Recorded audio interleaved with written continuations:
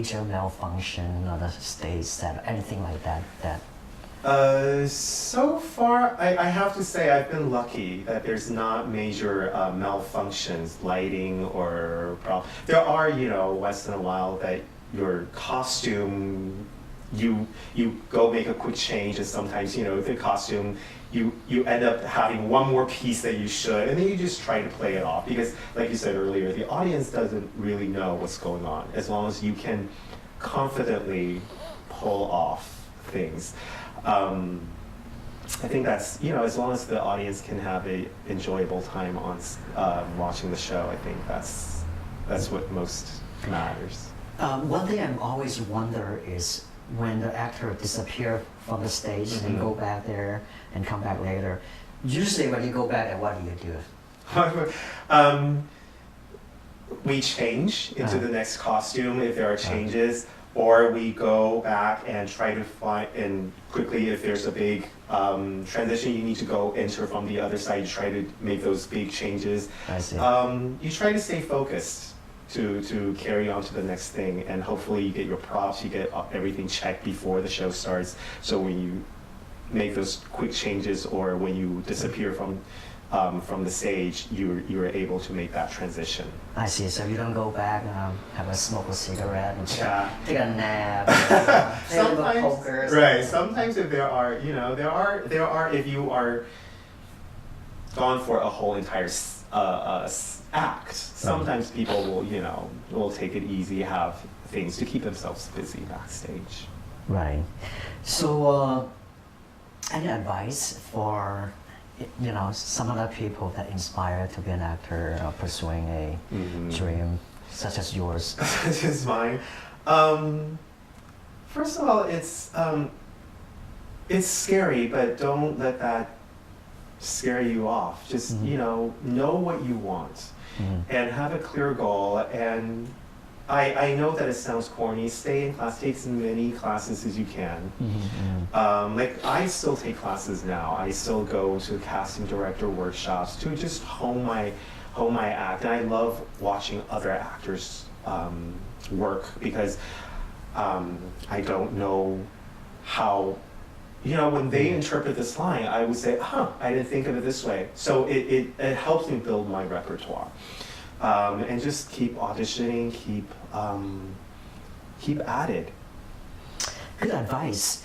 So, who are the influential figures that impacts on you in terms of actors or playwright or anyone else?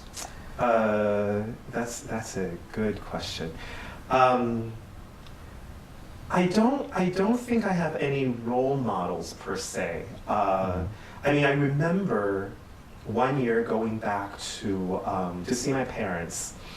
My dad had come around from worried about me being an actor to I remember going home and he tossed a newspaper article to me.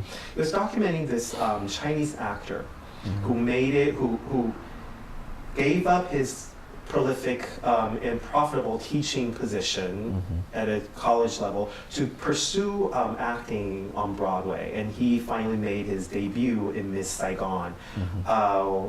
His Chinese name is Wang Luoyong, and he said, if you want to be an actor, you be like him. And I read the article, and it was inspiring because he had to go through a lot of the things that takes him to where he is today. Just working on his accent. He had a pebble in his mouth to, correct his accent to make it very American. And just, he the hard work and the amount of dedication he puts into achieving that goal was just amazing to me. So that article I still have. I cut it out and pasted it on my wall. It's kind of like my dad's hopes for me, and that's also my hope for myself, to be like him and to be inspired by the same kind of tenacity that he has. Wow. Well, thank you. So I know acting means many things to many different actors. What acting means to you? Acting to me is it's a way of life. Because it is really, it's taught me to look at and observe the surroundings more differently, from a more,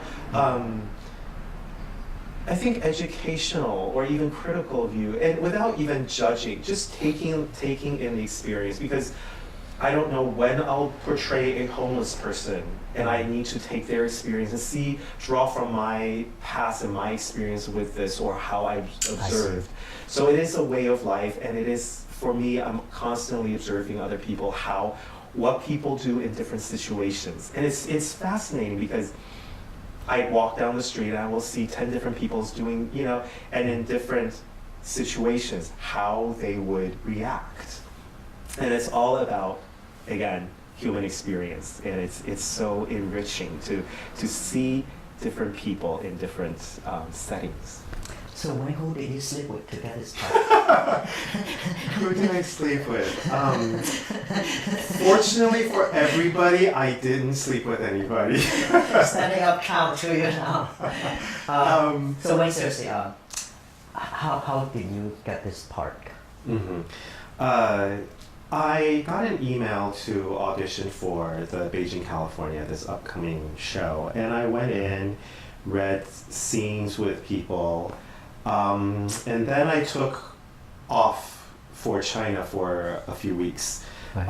And to my surprise, that got an email in saying that I'm offered the role, which is great, because Asian American Theater Company is one of those companies that I've always wanted to work for, and literally, it's been 10 years since the first time I auditioned for the company to being cast in the show. It's 10 years, almost to the day. But I really feel blessed and honored to be a part of, finally, the Asian American Theater Company. Wow. So what went through your mind at that moment? I did it. Yes. Yeah. But it's just. I feel like I'm finally being recognized to be by Asian American Theater Company, which is one of the oldest in the country, that actually started it all for the Asian American Theater Companies around the country. So it's a nice affirmation for me, and to be given this opportunity in Beijing, California. I think it's great. I think if any show were to be my debut with the Asian American Theater Company, this would be it. So. So now, in a few minutes, entice the audience. Why should they come to see Beijing, California?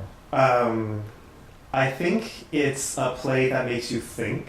It's a play that will start conversations and make you. Not just, it will be a night of entertainment for sure, but it's one of those shows that you really are not. It's not a what I call a foo-foo play. So it's something that makes you laugh, makes you cry, makes you think, and makes you weep.